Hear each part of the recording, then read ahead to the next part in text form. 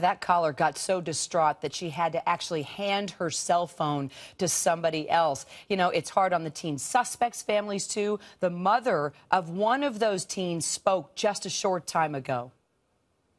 My feelings go out to the mother and the baby and my baby. You think that this is a race issue, that your son was arrested? I think they handled this wrong. They handled this investigation wrong, and the truth is going to come out. How do DeMarquise and the 14-year-old know each other? They don't know. They don't know of each other. Are they in gangs? No, they're not. My son walking one way and seeing this. He's like a witness. That's amazing. That's the first time we actually heard from one of the suspects' parents. And we're going to get to our Nick Valencia in just a second, who was there asking those questions. But, Mona, you've been talking about this story. It's gotten you fired up, and you're suspicious about the whole thing. I just feel like there's got to be some other motivation. You know, robbery, one thing. Generally, you ask someone for money, they say they don't have it, you retaliate against them. But to shoot an innocent child, I mean, as a mother, it plays into every fear that you can't even let your kids out on the street anymore. And here she is with her child rolling, you know, down the street. And to have, you know, her child killed that way, it's sickening. Nick Valencia, what's your sense? I mean, you were there getting the sound with the suspect's mom. No one's been able to get to her. What was your vibe about the situation?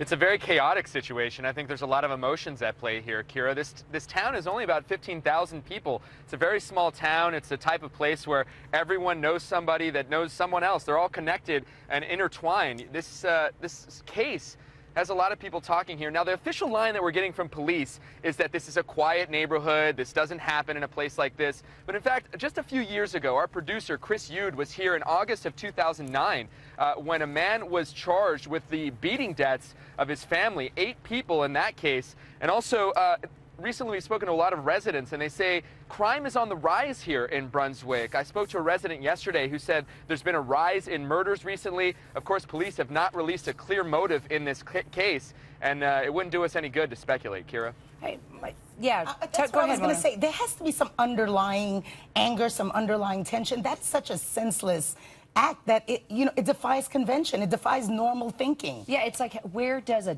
teenager get that? You know, to kill a 13-month-old baby in the Look stroller. at the picture of little Antonio, this 13-month-old with the cute little hairdo and just this angelic face. How does that happen? See, I'm with you on that front. What is going on in that town? And what Nick said, and I'm not sure if Nick can confirm this, but the mom, Sherry West, talking about leaving.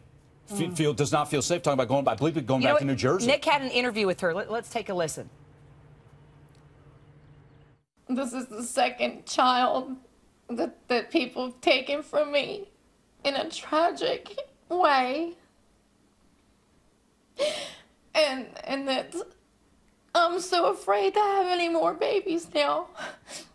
I tried to raise really good kids in a wicked world. I mean, Nick, that's just another twist. You know, her 18-year-old was stabbed to death in New Jersey. Now her 13-month-old baby shot in a stroller. Kira, she told me she had just gotten to a place in her life where she was ready to have children again. She had little 13-month-old Antonio and was walking just on a normal day, walking through her neighborhood when this happened. She's trying to make sense of it all, and she's deeply paranoid. In fact, when our crew showed up at her house, it's a very humble place, Kira. It's an apartment in a duplex. She was packing up her belongings in trash bags. The baby's little crib was in the corner. The car seat had a teddy bear there sitting in Antonio's place. She was crying. She was eating a meal given to her by neighbors. The community has rallied around her, but she's still very scared. She's afraid of retaliation. She says she's never seen these two suspects before. She's convinced, though, she was either targeted or followed back from the post office. I think this whole town is really wondering what the motive is behind this attack. Well, we're just now, Nick, getting a video of the 15-year-old, is it the suspect? There he is. This is the 15-year-old suspect that was brought into court. You just heard from his mother a minute ago. Nick was able to get to her outside that courtroom. You know, Nick, did you have a chance to ask her, you know, what was going on with your son? You know, does your son have any issues? Who's this other teenager that he was hanging out with? Why wasn't he in school? I mean, did you get a chance at all to drill her on the mental state of her son?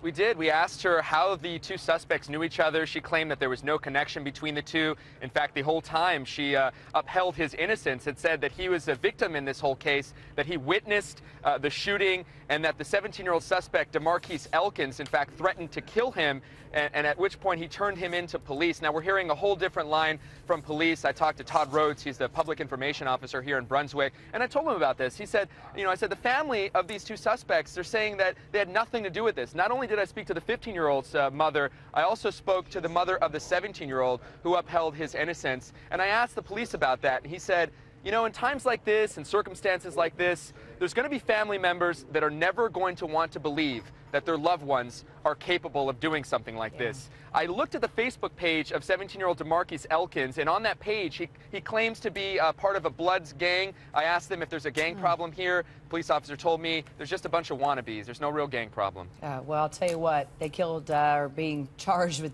killing a 13-month-old baby. It's not clear that 15-year-old will be charged as a juvenile, by the way, the one you just saw in the courtroom. The 17-year-old suspect definitely being charged as an adult. He is in court later.